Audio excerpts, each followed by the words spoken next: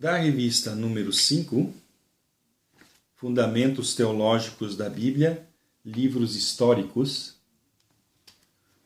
Hoje a última lição, a número 13, que é sobre o livro de Josué. Livro de Josué. Deus cumpre a sua promessa de dar uma terra a Israel. Eu vou ler o versículo aqui de Josué 1:9. Não te mandei eu? Esforça-te e tem bom ânimo. Não temas nem te espantes, porque o Senhor teu Deus é contigo por onde quer que andares. Josué 1:9. Sim, é um versículo tremendo, mas o contexto também é tremendo. Quer dizer, o que Josué estava experimentando nesse momento, quando Deus falou esse versículo. Ele está aí como já não era mais tão jovem, já devia ter lá seus 60 anos de idade, mas sempre na sombra de Moisés, sempre sendo o menino de recados de Moisés. E agora Moisés morre e agora Deus diz, agora é você que vai dirigir esses... Aí mais de 1 milhão de pessoas peregrinando pelo deserto para tomar posse da terra prometida.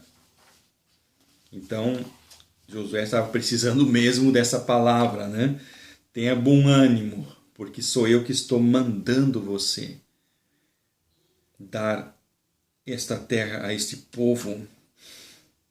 Então, se a gente olha para trás e ver os 5 livros, chamados, muitos chamam de 5 livros de Moisés, o Deuteronômio, e foi toda a história, a escravidão, a saída do Egito, e agora Josué começa quase uma nova parte da Bíblia, por assim dizer, porque já não faz parte do Deuteronômio, E a entrada, a tomada da terra prometida.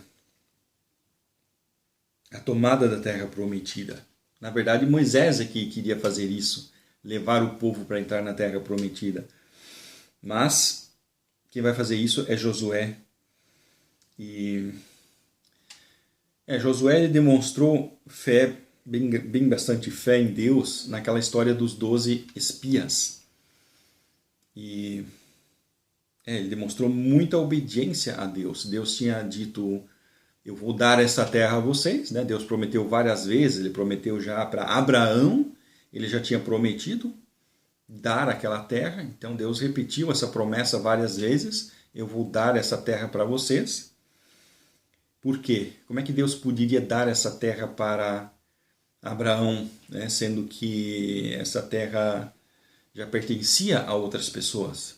Já haviam habitantes ali, já haviam pessoas que já moravam ali. Deus não podia simplesmente pegar e dizer, sabe o que, eu vou dar essa terra aqui para alguém outro e fora com vocês.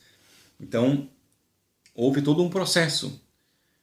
Deus deu tempo para aquelas pessoas, os cananitas, deles se acertarem, deles pararem com a idolatria, mas eles se tornaram cada vez mais idólatras, e aí Deus disse, então tá bom, então vamos agora ter uma chance de cumprir a promessa, ou seja, Deus usando o povo de Israel para castigar os cananitas, por serem muito pecadores, por fazer aquelas religiões extremamente pagãs, onde eles faziam até mesmo sacrifícios de crianças e coisas assim, coisas horríveis. Uma idolatria do tipo mais pesado, mais satânico, vamos dizer assim. Então Deus usou o povo de Israel ao mesmo tempo para castigar os cananitas e ao mesmo tempo para dar uma terra para Canaã. Quer dizer, juntou, matou 2 moscas com uma paulada só. Já que a gente não quer matar coelho, seria uma maldade, Uma mosca pode. Tá. Então,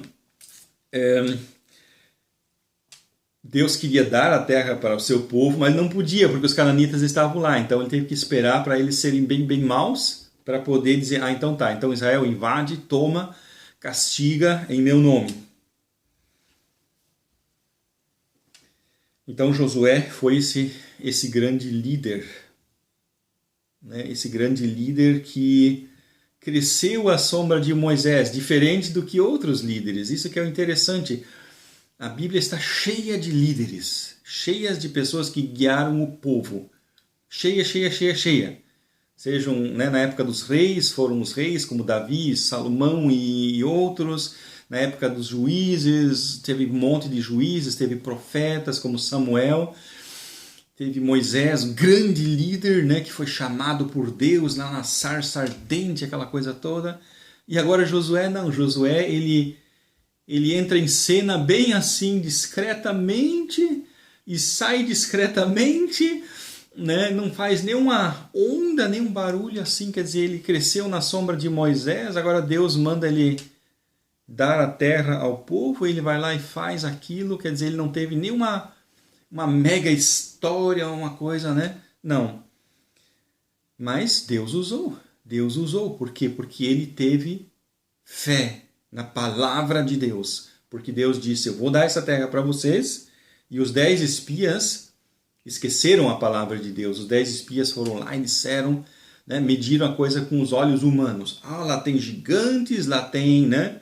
O que é lógico, né? Lógico, porque em Canaã, se Canaã tinha uvas do tamanho que precisava 2 pessoas para carregarem um cacho de uva, então imagina as pessoas que moravam ali, que comiam aquela fruta. Tinha que ser pessoas muito grandes e fortes, se comiam aquele tipo de fruta, né? Então eram pessoas muito fortes. E os israelitas, 40 anos peregrinando no deserto, comendo o quê? Maná e codornizes. Então, claro que o tipo físico deles era muito menor, né, do que pessoas que cresceram lá comendo frutas, né, daquele tamanho imenso. Né? Então, logicamente, que os cananeus eram muito mais corpulentos, né? Como, né, a gente sabe, por exemplo, no Império Romano, era a mesma questão, tinha uma questão parecida, né, que os romanos costumavam contratar os povos germânicos para serem soldados no exército romano, porque os povos germânicos, eles, né, tinham uma estatura física muito mais alta, eles eram muito mais fortes, né, do que os romanos, né? Então, porque eles moravam na floresta e viviam lutando e caçando na floresta, né? Então enquanto que os romanos, eles tinham aquele estilo de vida muito mais assim urbano e tal, então as pessoas não eram tão grandes fisicamente, né? Mas ok, voltando aqui a Josué. Então por isso os 10 espias olharam para o corpo, para as coisas visíveis. Eles viram país maravilhoso, plantas, frutas maravilhoso, mas as pessoas imensas, grandes, gigantes, né? Além de que naquela época ainda existiam alguns descendentes dos gigantes, né? Que é toda uma história, a questão dos anjos que pecaram e tal, né? É toda aquela história de que, né, como o gigante Golias, né, que era um descendente daqueles gigantes, né, e tal, que inclusive na carta de Pedro fala isso, né, dos anjos que foram guardados em prisão porque largaram a sua morada, alguma coisa assim, né? Então explica essa questão. Então existiam ali alguns gigantes mesmo, e aí os israelitas ficaram com muito medo deles, né? Mesmo que hoje, os gigantes que existem hoje, existem algumas pessoas que não são gigantes, eles simplesmente cresceram muito, pessoas que têm lá 2,5 metros de altura. Então essas pessoas, elas têm sérios problemas físicos, eles não são pessoas fortes, musculosas, mas são pessoas que têm sérios problemas físicos, porque isso causa vários problemas, o fato da pessoa ser muito alta. Porque aí a força da gravidade, né, exerce muita força em cima da pessoa e com isso judia, maltrata muito das juntas e tal. Então acaba que a pessoa acaba tendo vários problemas de juntas e um monte de outras coisas, até circulação sanguínea, o sangue não consegue circular tão bem, né? Só que esses gigantes que existem hoje, eles não são do mesmo tipo dos gigantes daquela época, que eram, né? Enfim, voltando ao assunto aqui de Josué.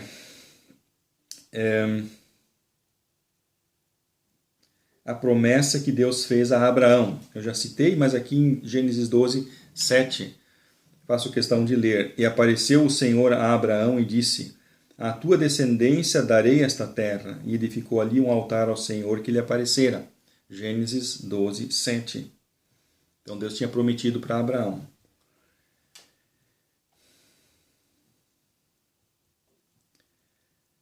Interessante que o povo de Israel comemorou a Páscoa em Canaã, quando entrou na Terra Prometida, exatamente 40 anos depois deles terem comemorado a Páscoa no Egito. Naquela noite, famosa noite onde que eles fugiram, onde que eles comeram ali, preparados para saírem, né?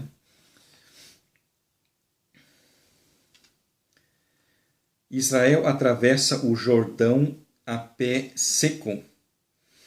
E interessante que toda essa história da saída de Israel do Egito e da conquista da Terra Prometida, ela tem tantos paralelos com a nossa vida espiritual, e a gente podia quase dizer assim que essa história toda ela ela fala sobre a vida espiritual da gente. Como é difícil a gente se converter, quer dizer, a saída do Egito, a própria palavra Egito, na Bíblia, em alguns lugares, ela tem aquela conotação assim, o Egito como o símbolo da vida das pessoas sem Deus, da vida carnal, da vida mundana.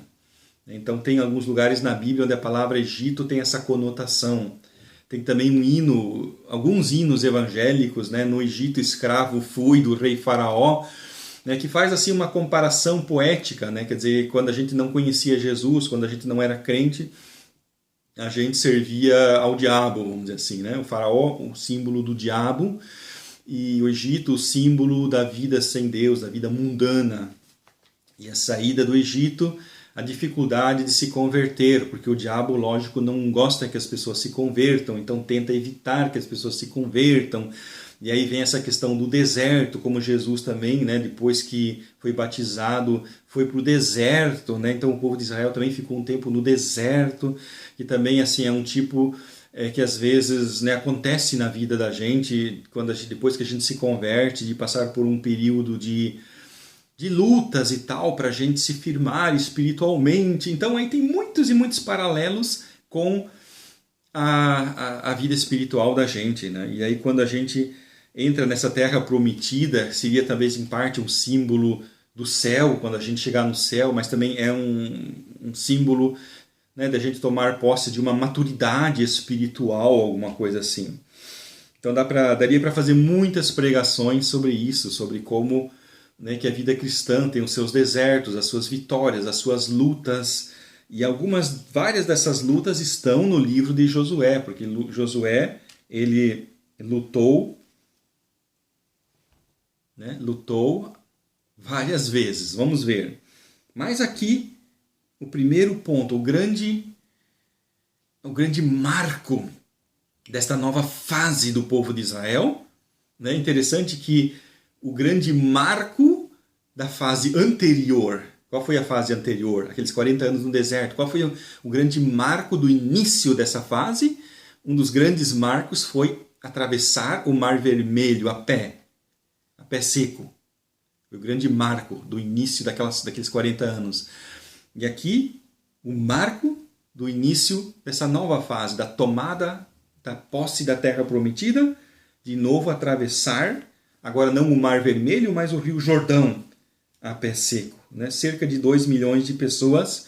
Quer dizer, o Rio Jordão, já vi fotos do Rio Jordão. Eu estive lá no Mar Morto ano passado, mas eu não cheguei a ver o Rio Jordão, só vi de longe assim, quando a gente descia a montanha lá, mas eu só vi de longe. Então, algumas fotos que eu vi, deu para ver que, de fato, o Rio Jordão ele tem ali alguns metros de profundidade.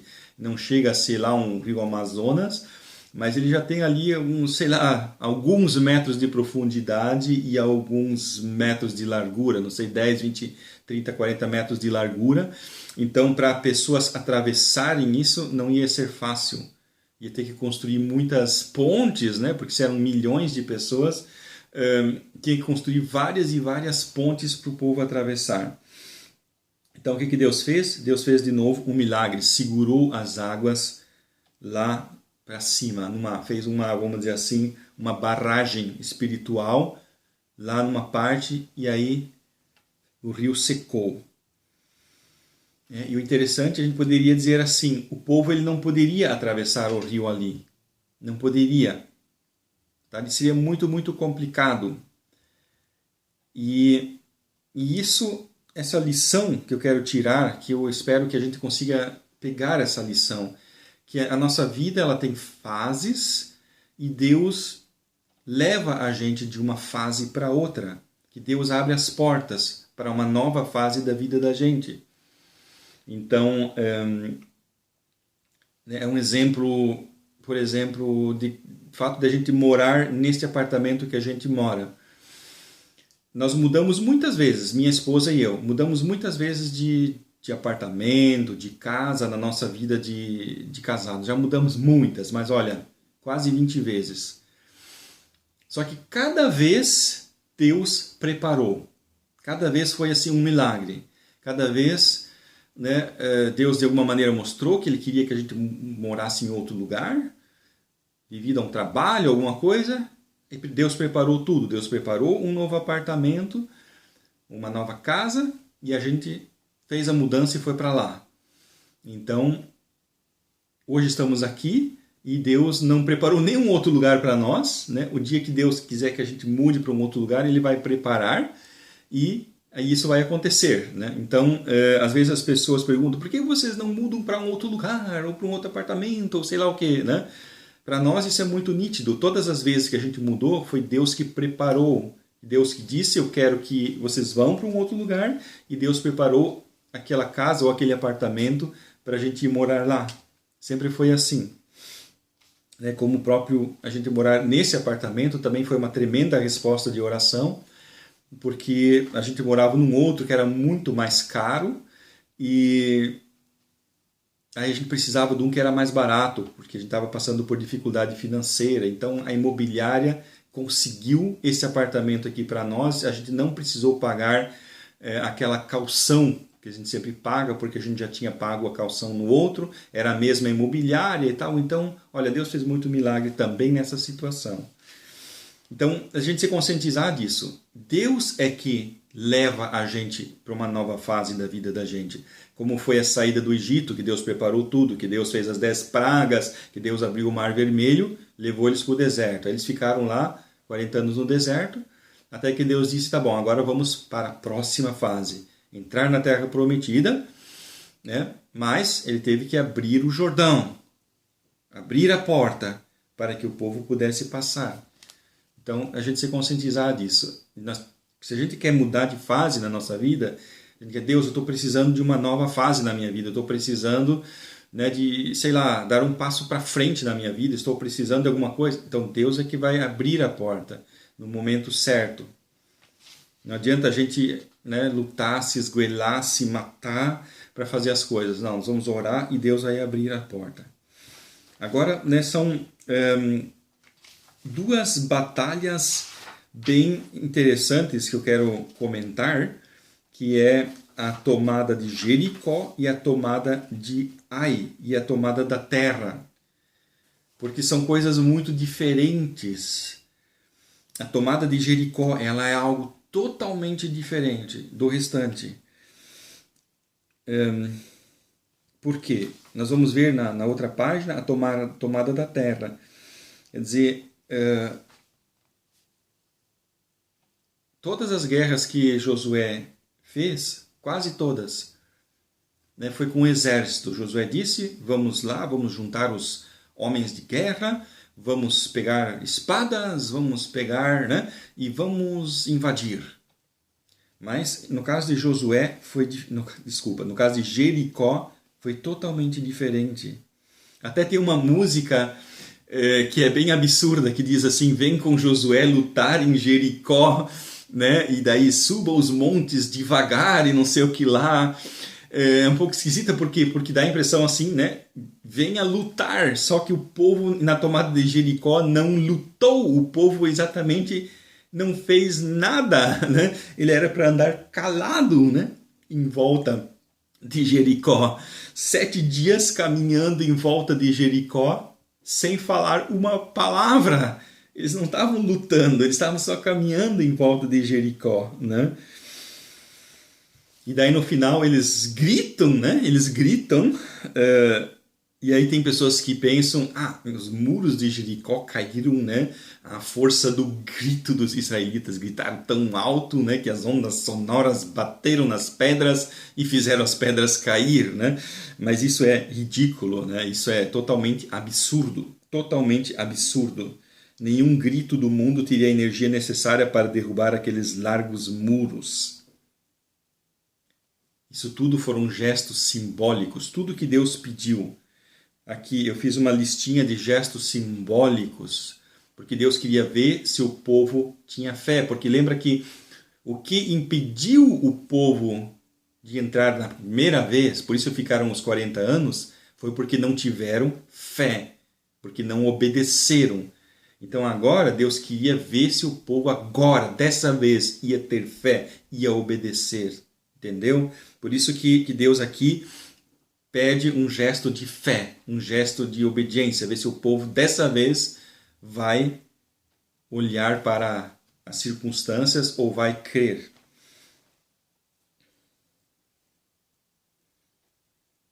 Então, primeiro, andar 7 dias em volta da cidade sem falar uma única palavra. 7 dias, cada dia uma volta. No 7º dia, 7 voltas. A segunda coisa importante, os levitas carregavam a Arca da Aliança diante do povo.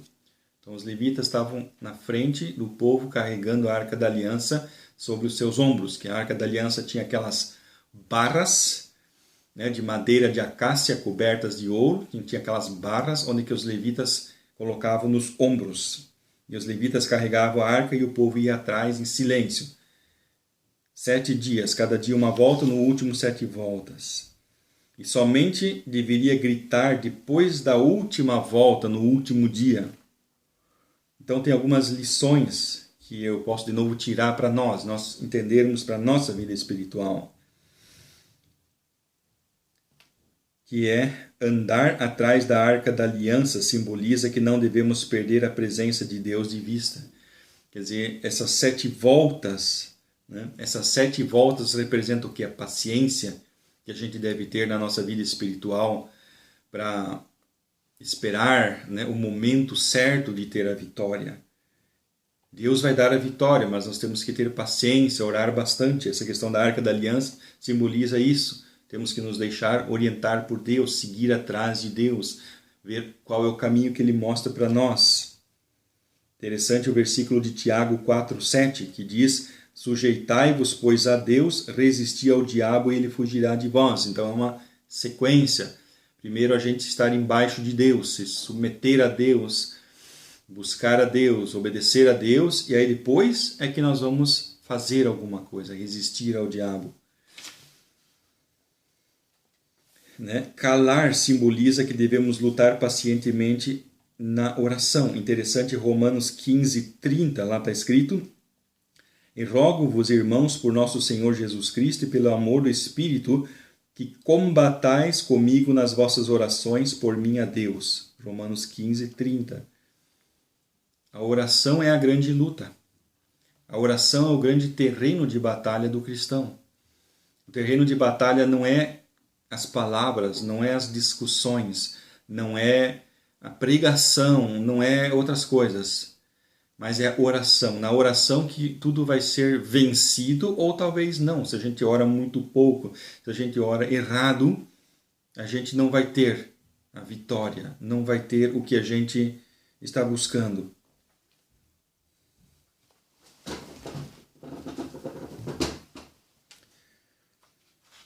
A oração é a luta. É bem importante. Quer dizer, se eu conseguisse expressar a importância da oração, nossa, aí eu conseguiria fazer tudo. Se eu conseguisse demonstrar para as pessoas o que a oração pode fazer, aí eu conseguiria, né, eu poderia me aposentar, vamos dizer assim, se eu conseguisse mostrar isso para as pessoas, né, que a oração é onde que o nosso coração se rende a Deus, sim ou não, né? Muitos vão orar e nem se rendem a Deus e com isso não encontram o sentido da oração. Depois da gente se render a Deus, encontrar a vontade dele. Então essa é a maior luta. A nossa luta é contra nós mesmos, contra o nosso orgulho, contra a nossa vaidade, contra o nosso desejo de nós querermos ser Deus. Isso que é o interessante, que eu aprendi há uns poucos dias atrás sobre a tentação de Eva. Então, muitos falam assim que Deus e Satanás tentou Eva porque quis que Eva se tornasse uma satanista, que seguisse o diabo, seguisse Satanás. Mas o interessante é que alguém falou assim, Satanás não estava querendo que Eva se tornasse uma satanista, porque a proposta que o diabo fez para Eva foi de um outro Deus, que era ela mesma. Satanás disse, e sereis como Deus. Sereis como Deus, tu vais ser um Deus. Se tu comer dessa fruta, você vai ser um Deus. Você vai ser como Deus. Bem interessante. E esse que é o ponto. Quer dizer, nós queremos ser Deus. Quer dizer, nós queremos ser o centro. Nós queremos determinar tudo. Nós queremos planejar a nossa vida. E a oração é um momento onde que a gente vai se entregar, onde a gente vai dizer, Deus, não é eu que quero determinar a minha vida, não é eu que quero fazer meus planos, não é eu que quero estabelecer nada, não é eu que quero mandar, não é eu que quero ser o Senhor, mas Tu és o Senhor, Tu és Deus, Tu és a autoridade. E só a partir dali é que a oração pode fluir. Só no momento em que a gente se rende a Deus. Então, por isso a oração, por isso esse silêncio simbólico que os judeus fizeram, os israelitas fizeram, andando em volta de Jericó em silêncio, com a Arca da Aliança na frente, simboliza isso. Eu pego isso como um símbolo, E também o fato deles fazerem isso durante 7 dias significa o quê? Muitas coisas demoram, simplesmente demoram. A gente quer as coisas na hora. Então tem pessoas que dizem, Deus me dá 1.000 euros. Aí eles oram, Deus não dá, eles, Deus não quer me dar, pronto, amém, vou esquecer, não vou mais fazer isso. Mas não é isso, às vezes a gente tem que orar mais. Quer dizer, claro, se é por uma necessidade, orar mais, ter mais paciência. Esperar, não desistir. E aí vem, na próxima página, no 7º dia, dar 7 voltas. O que simboliza isso? O que podemos aprender disso? É que quando o momento é chegado, devemos dedicar-nos ainda mais à oração. Então, quando a gente vê que está chegando perto daquela prova na faculdade, vamos dizer assim, ou enfim, alguma coisa, orar mais, E gritar, eles eram para gritar, simboliza o quê? Que devemos no momento certo louvar, exercer a autoridade espiritual e assistir à distância como Deus luta. Eles gritaram e viram os muros cair. Então, a gente louvar, a gente perceber, agora Deus vai fazer um milagre, agora Deus vai fazer as coisas acontecerem. Louvar, cantar, como Paulo e Silas na prisão, eles cantavam louvores a Deus. Talvez eles fizeram isso porque eles entenderam, Deus, daqui a pouco Deus vai fazer um milagre, Deus vai fazer alguma coisa, nós já vamos começar a louvar, já vamos agradecer pelo que nem aconteceu ainda. E isso, de novo, é um ato de fé, que está relacionado com a revelação, porque a fé sempre significa crer em algo que Deus disse. Então, primeiro Deus tem que mostrar isso para a gente, que Deus vai fazer. E aí a gente pode crer, dizer, agora eu tenho certeza, eu orei, Deus colocou no meu coração a certeza que Deus vai fazer isso, então já vou louvar. Agora vem uma outra coisa importante, o fato de que os israelitas destruíram tudo. Então Deus disse, eu vou dar essa cidade na mão de vocês e vocês têm que destruir tudo. Vocês vão destruir tudo. O que foi diferente de outros casos. Em outros casos, em outras cidades que os israelitas tomaram posse, eles puderam ficar com o despojo. Eles lutaram e ficaram com o despojo. Aqui Deus disse, vocês têm que destruir tudo. E aí houve aquele problema com aquele senhor que que aquele homem que pegou ali alguma coisa e depois o povo não conseguiu vencer a próxima batalha por causa do pecado e tal e coisa. Então, por quê? Porque não era para pegar aquilo. Né? Então,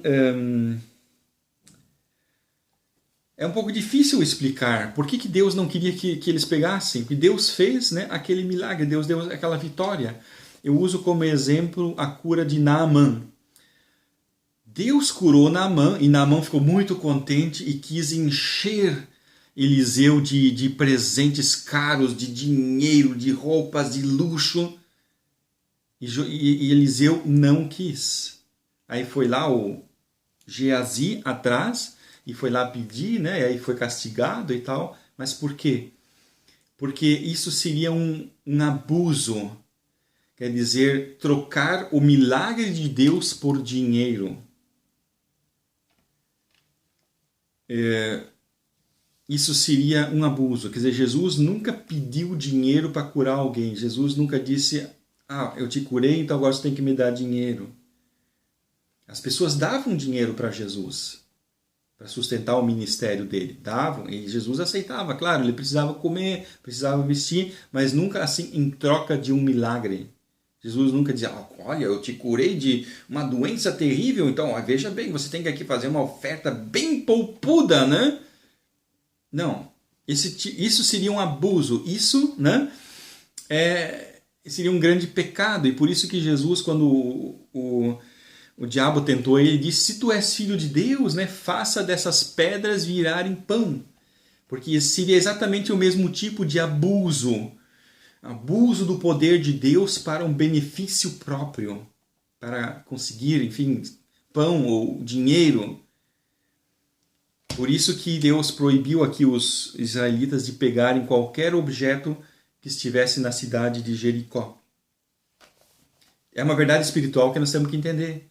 Né? Teve aqui um senhor que profetizava e entregou várias profecias, e depois ele estava lá muito chateado. Eu profetizo e ninguém me dá dinheiro, minhas profecias se cumprem, mas ninguém me dá dinheiro. Né? Então, isto era uma coisa muito errada, quer dizer, porque quem dá a profecia é Deus. Quem fala as coisas através do profeta é Deus. Né? Então era Deus que estava trabalhando e não ele, né? Vamos dizer assim. Né? E é o mesmo caso aqui, quer dizer, Deus que destruiu Jericó. O Deus que fazia os milagres através de Jesus, depois ele não pedia dinheiro para fazer milagres. E nenhum apóstolo nunca pegou dinheiro por fazer um milagre, por curar uma pessoa. Porque isso seria um abuso do poder de Deus. Então ali temos que tomar muito, muito cuidado. Muito, muito cuidado nesse ponto.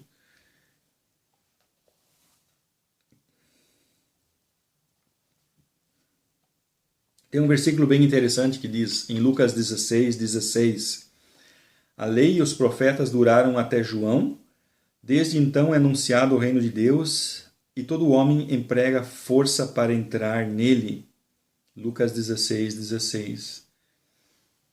Quer dizer que nós temos muitas lutas que nós temos que passar para entrar no reino de Deus. O reino de Deus, ele não, vamos dizer assim, ele não nos é empurrado goela abaixo. Não, nós temos que lutar para tomar posse do reino de Deus. O apóstolo Paulo ele fala, né, eu luto para que no final eu não seja desclassificado, quer dizer, lutando para ficar na fé, para permanecer em Deus, para não se desviar, para não cair. Tem pessoas que pegam 3 versículos da Bíblia, montam ali, para criar uma chamada teologia, uma vez salvo, salvo para sempre, que é bem absurda, bem absurda. Dizem, se tu se converter, então tá salvo, é garantido, pode viver como quiser, tanto faz, vai embora, que, né? Só que é uma mentira, que a Bíblia contradiz. Eles pegam 3 versículos lá que fala, nada pode nos separar do amor de Cristo, uma coisa assim, aí pegam aquele versículo e diz, está escrito aqui, bate com martelo, né? Mas tu lê a Bíblia toda, vai ver que a Bíblia toda está falando do quê? Que ser cristão é difícil, que ser cristão é uma luta, que a gente tem que manter a salvação, se manter santo e assim por diante, buscar a vontade de Deus. É isso que a Bíblia toda está ensinando. Então, quer dizer, existem coisas que Deus faz. A vitória de Jericó simboliza isso. Existem milagres que Deus faz e a gente só olha, a gente só assiste, a gente só ora e fica assistindo de camarote Deus fazer um milagre. Mas existem outras coisas que é o contrário. Que a gente ora e Deus diz, eu vou te dar a vitória, mas você que tem que lutar. Eu vou te dar a vitória, você que tem que tomar as armas na mão. Tem um salmo, né, que fala isso, que Deus nos treina para lutar, alguma coisa assim. Né? Então, que Deus nos treina para lutar, mas quem tem que lutar somos nós. Tem uma frase que eu acho que já falei 1000 vezes, né, que diz assim, Deus nos mostra o caminho em que temos que andar, mas quem tem que andar somos nós. Né? Próximo título, A Tomada da Terra. Eu já falei tudo que está aqui, né, que é um símbolo da nossa vida espiritual. E esse versículo, Filipenses 2,12, que Paulo escreveu, que enfatiza o que eu acabei de falar. Continuem trabalhando com respeito e temor a Deus para completar a salvação de vocês. Filipenses 2,12. Quer dizer, a gente lutar, se esforçar, trabalhar para completar a salvação, para no final ser salvo, quando morrer, ir para Jesus. Agora vem essa questão polêmica, a polêmica tomada de Ai, que é assim, né, uma coisa esquisita, eu digo, em relação à Bíblia toda, porque Deus proibiu matar, não matarás, né? Não matarás. E aí vem Deus aqui neste único lugar e manda fazer isso, manda matar todas as pessoas de uma cidade. Tomem aquela cidade, matem todo mundo, não deixem ninguém vivo. E aí tem pessoas que dizem, que horror, né? Deus mandando matar todo mundo, né? Que coisa horrível, né? Mas aí eu digo, vamos olhar o outro lado. O outro lado é o quê? Que Deus deixou o povo de Israel ficar 400 anos no Egito, sofrendo como escravos. Por quê? Porque era o tempo em que a maldade dos cananitas foi crescendo, crescendo, crescendo, até alcançar um ponto onde que Deus julgou os cananitas e disse, vocês pecaram demais, vocês estão merecendo um castigo, vocês têm que morrer. E aí ele chama os israelitas para matar aqueles cananeus que tinham, né, feito tanta coisa errada e mereciam morrer. Isso foi uma exceção, onde que Deus, né, juntou essas duas coisas, o fato dos cananitas terem pecado tanto e o fato de Deus ter prometido para Abraão 400 anos antes, ou 800 anos antes, prometido dar aquela terra para Abraão. Então juntou essas duas coisas nesse momento. Por isso, né, os cananeus eles ultrapassaram o limite da paciência de Deus. Quer dizer, isso a gente vê exemplos em várias situações na Bíblia, que Deus, ele tipo assim, está permitindo as pessoas pecarem até um certo ponto. Deus, tipo assim, ele não castiga cada pecado que a pessoa faz, mas tem algumas pessoas que passaram de todos os limites e onde que Deus disse, isso foi demais, você vai receber um castigo, como foi exemplo de Herodes, um dos Herodes, que tem vários, né? Um deles que foi lá e ficou, olha, eu sou um Deus, né? Porque estava todo mundo lá elogiando ele, Herodes, como você é maravilhoso, ele, eu sou um Deus, né? E aí Deus foi lá e deu a ele uma doença, ele caiu morto, comido por vermes, né? É um exemplo de como pessoas foram castigadas por Deus por terem feito algo assim extremamente terrível, né?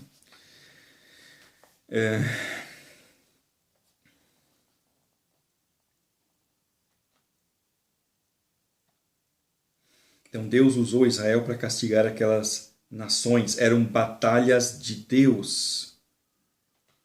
Né? Eram batalhas de Deus. Esse é um ponto importante. Quer dizer, Israel não era um povo guerreiro. Mas Deus, ele queria castigar aqueles povos e usou Israel. Então, na verdade, era Deus que estava lutando através do povo de Israel. Deus nunca gostou de guerras, ele havia prometido matar e nós devemos amar nossos inimigos. Mas Deus, ele queria purificar a terra do pecado, a terra de Canaã.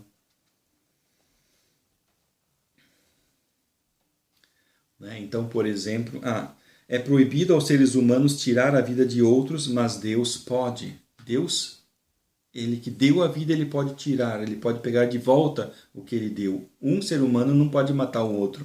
Então, Deus permitiu Israel matar os cananeus, porque os cananeus estavam merecendo um castigo. Mas foi uma exceção, não é algo que se repete no correr da Bíblia, foi um caso único. Mas tem pessoas que pegam e dizem, Deus é um Deus mau, olha só, mandou matar as pessoas. Eles não leem a Bíblia toda, que tem mais de 1.200 páginas, e veem que dessas 1.200, em 1.199, está falando de um Deus que ama, um Deus que perdoa, um Deus que tem paciência, e em uma página, Deus perde a paciência, Deus diz, vocês foram longe demais, eu vou castigar vocês, vocês têm que morrer. Aí, Deus é mau, Quer dizer, pessoas que querem ver em Deus um Deus mau. Então são pessoas injustas, pessoas que não leem a Bíblia toda e não veem que Deus, o tempo inteiro, é um Deus cheio de amor em tudo que ele faz.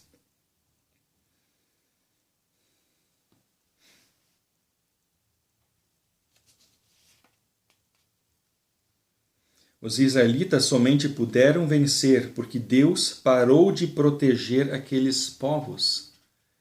Que Deus, ele protege as pessoas. Deus, ele, no tanto que eu entendo, ele determinou regiões para os povos morarem.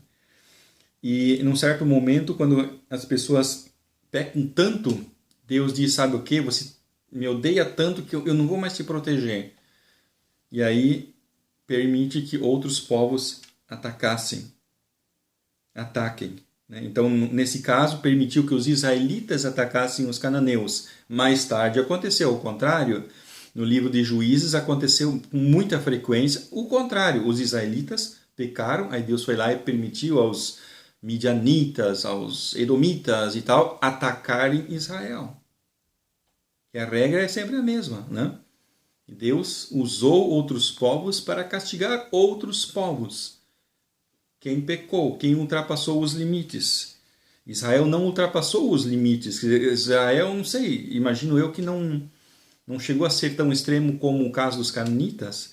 Então, mas Deus permitia que os midianitas ali invadissem Israel na época dos juízes, que era uma maneira de Deus chamar Israel de volta, alertar, olha, vocês estão se desviando, Por isso que eu estou permitindo ali, estou tirando uma parte da proteção, não estou mais dando aquela proteção, porque a fé de vocês está muito fraca, vocês não estão mais obedecendo, não estão mais me buscando.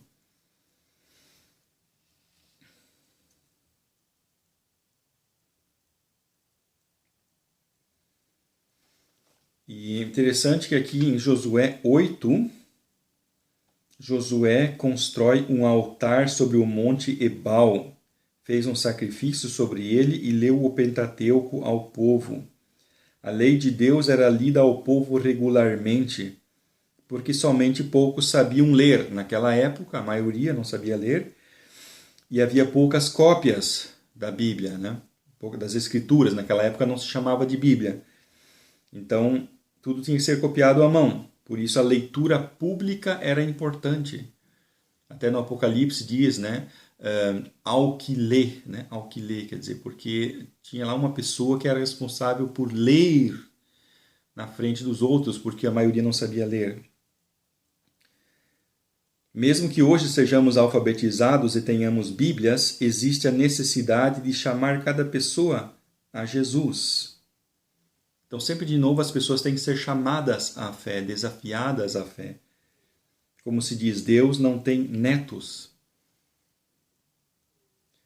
Também hoje a Bíblia, a palavra de Deus escrita, nos convoca à fé e estabelece nosso padrão de vida. Então, as 3 perguntas que nós logo vamos debater são as seguintes. Número 1. 2 vezes Deus abriu o caminho pelas águas. Quando foi isso? Pergunta número 2. Qual a diferença entre a conquista de Jericó e das outras cidades? E pergunta número 3. Por que a Bíblia tinha que ser lida em público?